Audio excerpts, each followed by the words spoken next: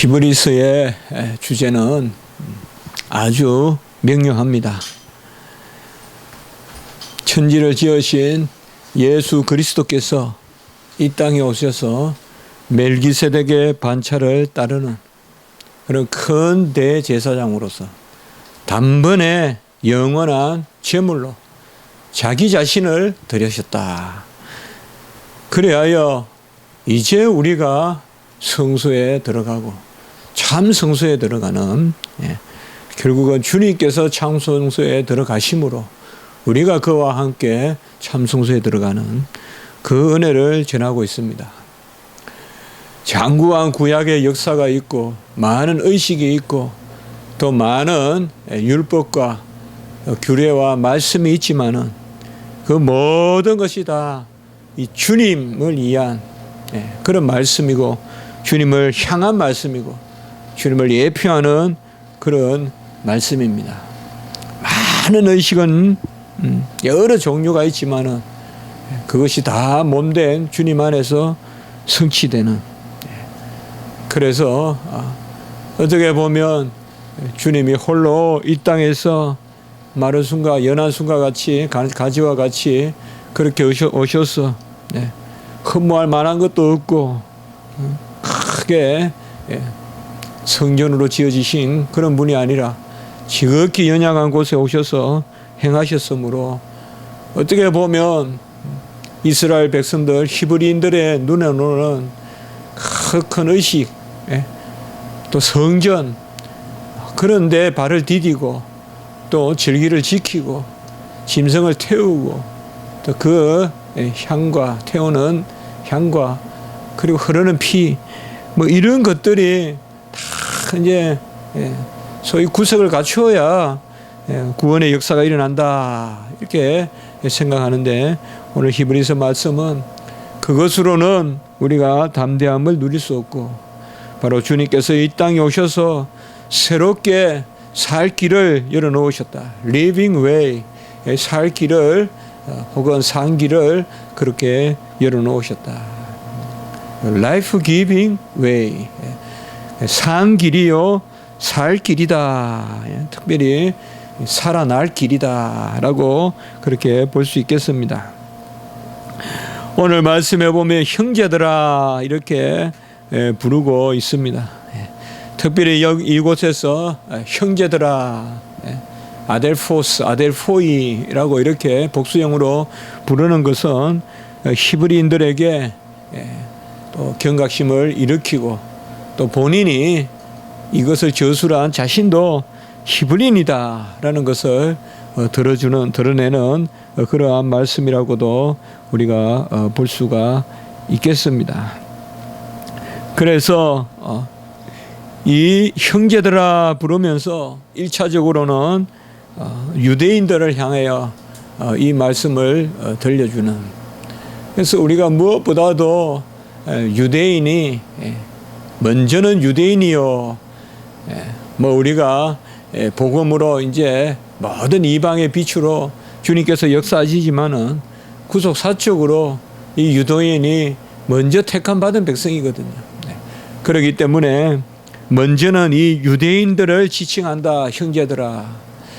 그리고 이제 이 형제라고 하는 것은 히브리서 2장 11절 자주 우리가 말씀을 보지만은 거룩하게 하시는 자와 거룩함을 입은 자들이 다 한 근원에서 난지라. 그래서 주님께서 형제라 부르시기를 부끄러워하지 아니하셨다. 이제 이런 이 아델포스 형제, 이 형제 개념이 이제는 혈연적 형제 개념이 아니라 그리스도의 피 안에서 그리스도의 머리 대신 그리스도 안에서 접붙임을 당한 그래서 모든 이방인들이 이제 형제다. 이미 사실 형제들아라는 이 단어는 초대교회의 교회 공동체에서 널리 사용되는 그러한 말씀이다 말이죠. 그래서 1차적으로는 유대인들에게 내가 너희들의 형제들이라 라고 경각심을 일으킬 수 있지만 궁극적으로는 바로 유대인들이요 히브리인들이요 바로 우리는 그리스도 안에서 형제다. 라는 것을 우리에게 일컬어주는 말씀이라고도 볼 수가 있습니다. 또 오늘 21절에 보면 하나님의 집, 그러니까 이런 것들은 전부 히브리서에 나오는 이런 오늘 그 개념들은 히브리인들에게는 일상이다 이 말이에요. 피를 뿌리고 피를 힘입어 성소에 들어간단 말은 바로 피로 정결케 함을 받아요. 이 피 뿌림이 없이는 성소에 들어갈 수 없으니까 피를 힘입어 성소에 들어가고, 그리고 제사장이 계시고 희장이 있고, 이건 뭐 이스라엘 이 유대인들에게는 일상 중에 일상이거든요. 종일 이것을 대해야 하거든요. 그렇기 때문에 특별히 21절에서도 하나님의 집이다, 바로 벳엘이다. 헬라어로 하면 오이코스 투데우, 하나님의 집. 이 하나님의 집이라는 개념도 역시 우리가 알다시피 하나님의 집이다 이러면 야곱을 떠올리겠죠. 중요할 때 우리가 야곱을 떠올리는 것은 바로 야곱이 12지파의 조상이고, 어떻게 보면 이스라엘 백성을 구원하는 그 질서 가운데서 야곱은 택한 백성이거든요. 물론 우리가 아브라함을 택한 백성이라 하지만은 이 야곱에 있어서 12지파가 있기 때문에 바로 후손의 약속이 이제 그 12지파로 완전하게 이제 형성되어 가는 것이거든요.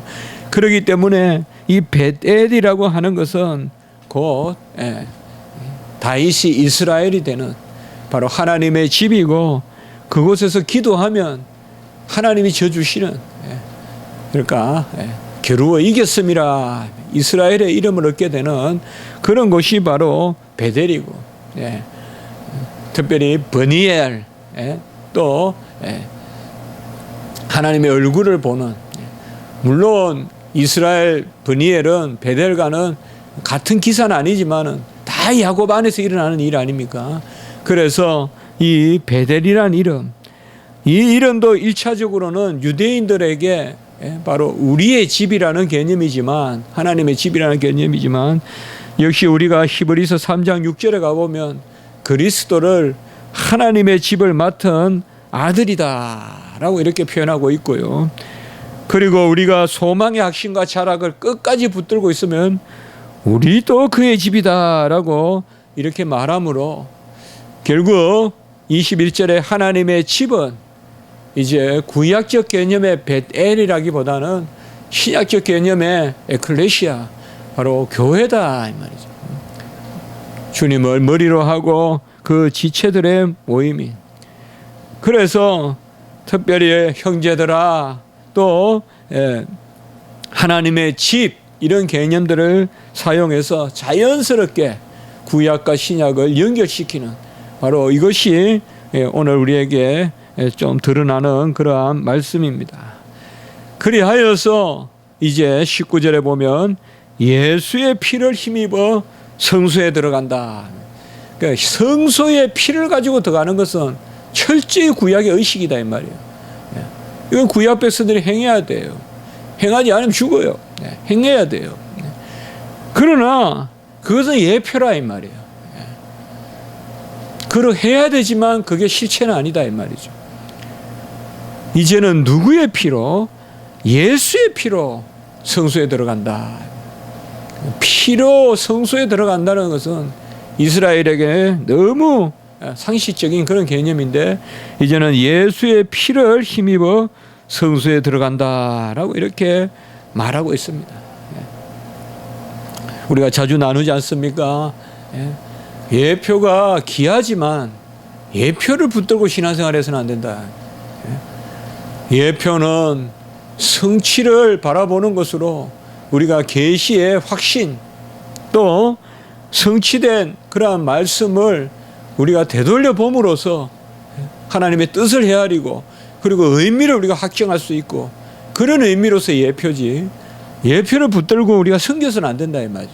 예표를 붙들고 기도해서도 안 되고, 이제는 그 모든 구약의 제사가, 각색 각양의 제사들이 다 예수 그리스도의 피제사로 성취되었다.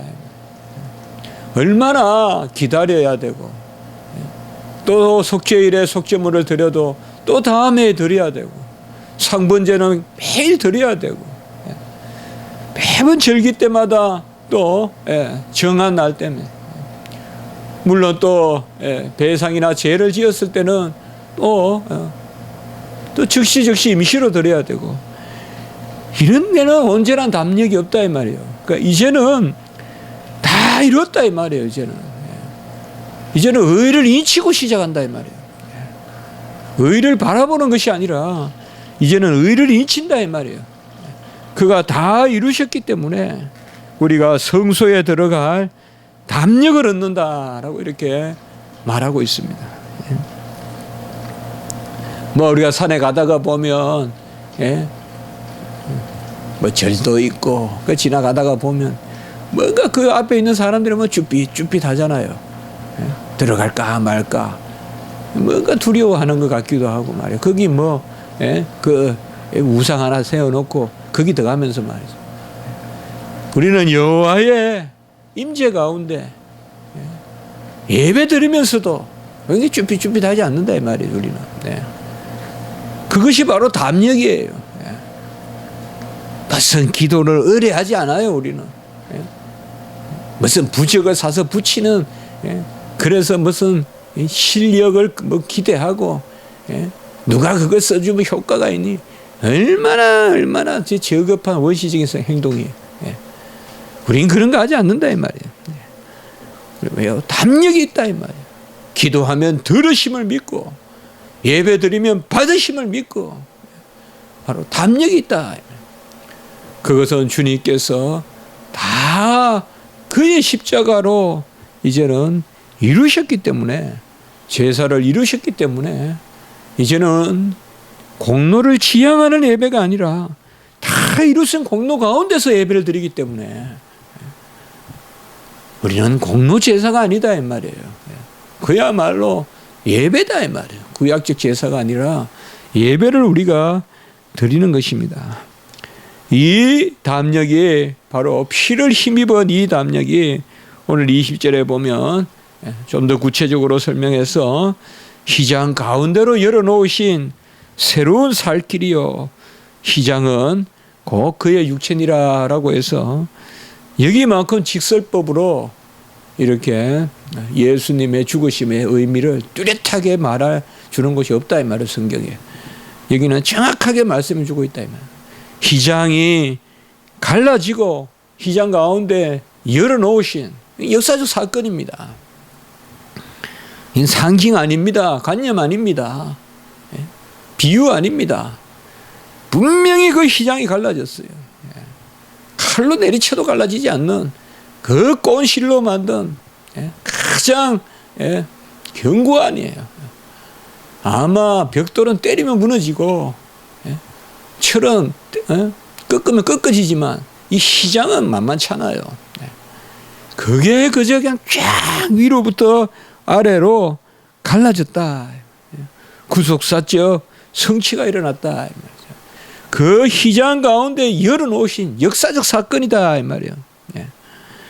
여기에 구속사적 의미가 붙는데 그게 바로 그 길이 살 길이요, 생명의 길이요. 왜? 바로 그 길이 그리스도의 육체를 찢은 것이기 때문에, 그리스도의 몸을 찢은 것이기 때문에 그것이 살 길이다라고 이렇게 말씀하고 있습니다. 그래서 휘장을 찢는다는 것은 그것이 우리를 살리는 것이 아니고, 그것은 바로 구약의 지성소의 시대가 이제 열렸다는 것을 보여주는 역사적 사건이고, 공로는 바로 예수의 몸, 주님께서 그 육체를 주심으로, 이럴 때 육체는 우리가 단순히 육체만 생각할 것이 아니라 영혼과 육체로 그 자신이 드려지셨으므로 우리가 그 열어놓으신 길로 들어갈 담력을 얻었다라고 이렇게 말하고 있습니다. 아무것도 가진 것도 없고 우리가 나아갈 힘도 없을 때도 은밀히 우리는 구하면 지성소가 열린다 이 말이죠. 구약적 신앙생활 해서는 안 된다 이 말이에요. 로마 캐톨릭 같이 무슨 회개하는데 사제를 찾아가야 되고 회개하는데 무슨 대가를 치러야 되고 얼마나 두려움이 있고 지향하는 공로잖아요. 이미 다 이루신 공로가 아니라 내일까지 내가 뭘 해야 되고 모레까지 내가 뭘 해야지 회개하고 구원받고 뭔가 지향하는 게 아니라 우리는 그래서 우리가 십자가 사건이 있기 때문에 우리는 기념하는 이미 다 이루셨기 때문에 그 신앙을 우리가 가지고 있는 것입니다. 담대해야 됩니다. 나아갈 수 있고 두드리고 찾고 구하면 주시고 열리고 바로 주님께서 우리에게 다 약속하신 말씀이다 이 말이에요. 담대함을 지녀야 돼요. 어떻게 보면 이 담력이 하나님 앞에 신앙이라고 볼 수가 있습니다. 우리의 신앙은 공로를 쌓는 신앙이 아니라 공로를 의지하는, 바로 주님께서 다 이루신 공로를 의지하는 그것이 바로 새 언약이다 이 말이에요. 주님께서 다 이루신 히브리서 9장 14절 15절에 우리가 말씀에 나오지만 바로 새 언약의 중보자시다. 더 나은 언약이라고 부르고 새 언약이라고 부르고 우리가 몇 주간 살펴보았습니다. 우리는 이 담력을 가지고 있습니다. 이것은 우리의 정서로 기질로 생기는 그런 담력이 아닙니다. 바로 하나님이 주시는 그러한 확신이고 하나님을 믿는 믿음입니다. 이 믿음을 가지고 성소에 들어갈 담력을 얻게 되었다. 교회에 처음 가면 꼭 그 사람들한테 가는 것 같잖아요. 꼭 사람들 모임에, 뭐 고등부를 고등학생에 가도 사람의 모임에. 저도 고등학교 때 대구 가서 허촌놈이 그 서부교회 고등부를 가는데 뭐 교회 생각은 안 들고 그냥 고등부 학생들이 이렇게 돌로 앉아가지고 막 얼굴을 마주보고 자기소개하는데 얼마나 부끄러운지 말을 못하겠어요. 이게 시골에서 학생이 올라와가지고 그 뭔가 사람의 커뮤니티에 들어가는 그런 게 아니죠. 사실상 하나님이 문을 여시고 누구든지 교회에 오라는 거죠. 미국에 가면 프레터너티 형제들의 모임이라는 게 많아요. 가보면 대학교나 이런 데 가보면 그게 아니에요. 교회는 무슨 얼룸나이 동창회 모임 아니에요. 교회는 하나님이 자신의 집을 열어놓으신 것이지 무슨 그 안에 있는 인간의 성향에 맞춰서 멤버십을 가지는 거 그게 교회가 아니다 이 말이에요. 아무리 큰 교회도 아무리 화려한 교회도 하나님의 집이죠. 그걸 이전에 누가 지었고 누가 헌신했고 그러니 어떤 사람은 와도 되고 그건 있을 수 없는 이야기죠. 누구든지 담력을 가지고 우리 저 교회 문도 우리 십자가 지기 교회 저 철문도 누구든지 열 수 있다 이 말이죠. 누구든지 편하게 들어서 누구든지 주님을 영접하고 주님이 십자가에서 그의 육체로 살 길, living way, life giving way, 바로 생명을 주는 길, 살아있는 길, 그 산길, 이건 좀 자동사적 의미가 있는데요. 그러한 길로 우리를 인도하시기 때문에 우리가 담대히 그곳에 들어간다라고 이렇게 말씀하고 있습니다. 만세 반석이 열리듯이 그거보다 더 강하고 더 인간이 열 수 없는 바위보다 강한 것을 주님이 십자가로에서 달려서 그 몸으로 그것을 여셨습니다. 그러므로 22절에 우리가 마음에 뿌림을 받아, 이 핏뿌림을 받아 악한 양심에서 벗어나고 우리의 마음속에 있는 모든 것들을 씻음받고, 이것은 성령의 역사요, 몸은 맑은 물로 씻었다. 그러니까 물과 피로 또는 물과 성령으로 거듭나는 것, 그것을 여기에서 말해주고 있습니다.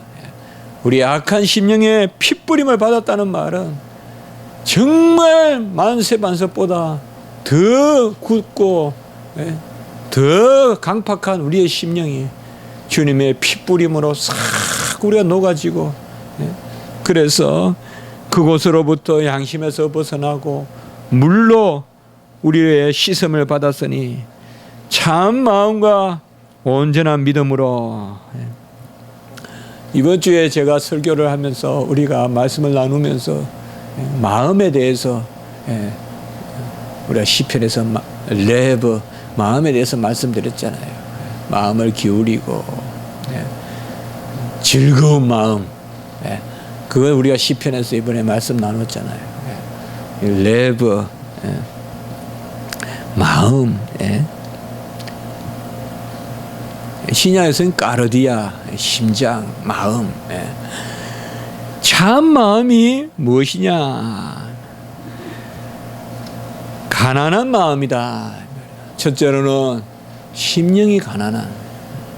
그러니까 참 마음이라는 것은 가난한 마음인데, 가난한 마음이란 뭔가 하면 나로부터 솟아나는 마음이 아니라 하나님께 의지하는 마음, 하나님이 주인이 되는 마음. 그래서 애통함이 있는 것이죠. 애통함이 있는 것입니다. 심령이 가난한 자는 복이 있나니. 그게 바로 심령의 가난함이라는 것이 가난해서 가난한 것이 아니라 내 심령으로 살지 않는 거예요. 하나님께 맡기고 하나님이 내 심령의 기원이고, 그리고 두 번째는 그 참 마음이라는 것은 하나님의 말씀으로 가르칠 만하게 되는 마음. 바로 하나님이 우리에게 떨어지면, 씨앗이 떨어지면 우리가 그것을 수용해서 옥토로서 30배, 60배 결실에 100배의 결실을 맺는. 이 성경에서 가르칠 만하다는 것은 곧 구원을 의미하잖아요. 가르칠 만하다는 것은 생명을 의미하잖아요. 참 마음이라는 것은 가르칠 만한 마음이다. 우린 배워야 돼요. 그리고 배우는 것은 닫는 게 아니에요. 열어놓는 거지. 밤새 책을 읽고 닫으면 뭐예요? 책을 읽었으면 열어놔야 돼요. 하나님이 말씀하게끔 열어놓고, 자연을 통해서도 배우게끔 열어놓고, 가르칠 만하게 열어놔야지. 한자 읽었다고 하나 다치면 그거 아주 거예요. 그거는 아주 하수의 지식이에요. 배우면 배울수록 열려야 돼요. 배우면 배울수록 열려야 돼요.